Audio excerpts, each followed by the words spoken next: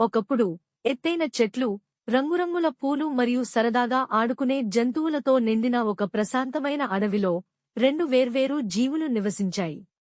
ఒకరు రాబీ అనే కుందేలు, అతని అద్భుతమైన వేగం మరియు త్వరిత ప్రతిచర్యలకు ప్రసిద్ధి. మరొకరు టామీ అనే తాబేలు, నెమ్మదిగా కానీ తెలివైన మరియు ఓపికగా ఉండే జీవి.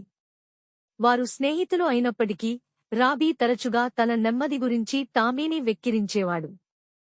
నేను ఎంత వేగంగా ఉన్నానో చూడండి, రాబీ గొప్పగా చెప్పాడు, త్వరగా చుట్టూ దూకుతూ. ఎవరూ నన్ను ఓడించలేరు. ముఖ్యంగా నీవు కాదు, టామీ. నువ్వు చాలా నెమ్మదిగా ఉన్నావు, నువ్వు ఎప్పుడూ పరుగులో గెలవలేవు.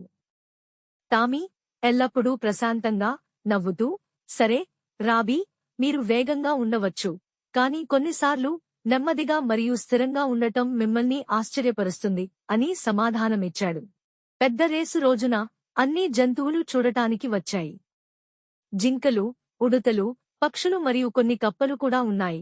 అందరూ రాబీ వేగం లేదా టామీ ఓపిక గెలుస్తుందో చూడటానికి ఉత్సాహంగా ఉన్నారు. మీ మార్కుల వద్ద ఒలివియా గుడ్లగూబ పిలిచింది. రాబీ మరియు టామీ ప్రారంభ రేఖ వద్ద పక్కపక్కనే నిలబడ్డారు. సెట్ అవ్వండి. వెళ్ళండి, ఒలివియా సూచించింది. అప్పుడు రాబీ మెరుపులాంటి మెరుపుతో దూసుకుపోయాడు, వెనుక భాగంలో ధూళి మేఘాన్ని వదిలివేశాడు. అతను చాలా వేగంగా ఉన్నాడు. కొద్ది క్షణాల వ్యవధిలో అతను కనిపించకుండా పోయాడు. అడవి గుండా సులభంగా పరుగులు తీస్తున్నాడు. అదే సమయంలో టామీ తాబేలు నెమ్మదిగా ప్రారంభించాడు. అతని చిన్న కాళ్లు ఒక్కొక్కటిగా కదిలాయి, కాని అతను ఆందోళన చెందలేదు. రాబీ ముందుకు దూసుకుపోయినందుకు అతను పట్టించుకోలేదు. అతను కేవలం ముందుకు సాగితే అతను చివరికి ఫినిష్ లైన్ చేరుకుంటాడని అతనికి తెలుసు. టామీ నడుస్తున్నప్పుడు ఇతర జంతువులు అతన్ని ఉత్సాహపరిచాయి. వెళ్ళు టామీ, నీకు చేయగలవు. నెమ్మదిగా మరియు స్థిరంగా పరుగు గెలుస్తుంది అని వారు అరిచారు. మరోవైపు రాబీ ముందుకు దూసుకుపోయాడు, చెట్ల గుండా దూసుకుపోయాడు. కొంతసేపటి తర్వాత అతను వెనుకకు చూస్తే టామీని ఎక్కడా కనిపించలేదు.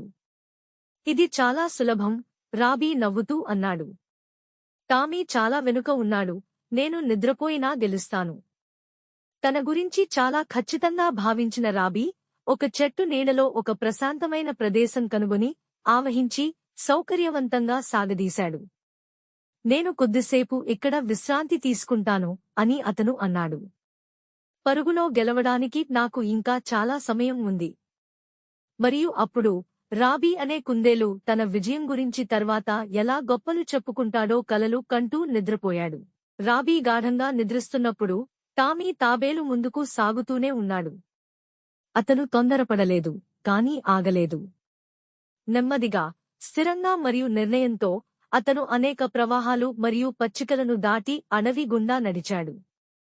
పొడవైన మైదానం తర్వాత రాబీ అనే కుందేలు చివరకు మేల్కొన్నాడు. అతను సాగదీసి ఆవహించాడు, ఉత్సాహంగా అనిపించాడు. అది మంచి మైదానం అని అతను దూకుతూ అన్నాడు. ఇప్పుడు నేను పరుగును పూర్తి చేసి టామీని సులభంగా ఓడించగలను. కాని రాబీ ఫినిష్ లైన్ వైపు దూకుతున్నప్పుడు ఏదో అతని దృష్టిని ఆకర్షించింది.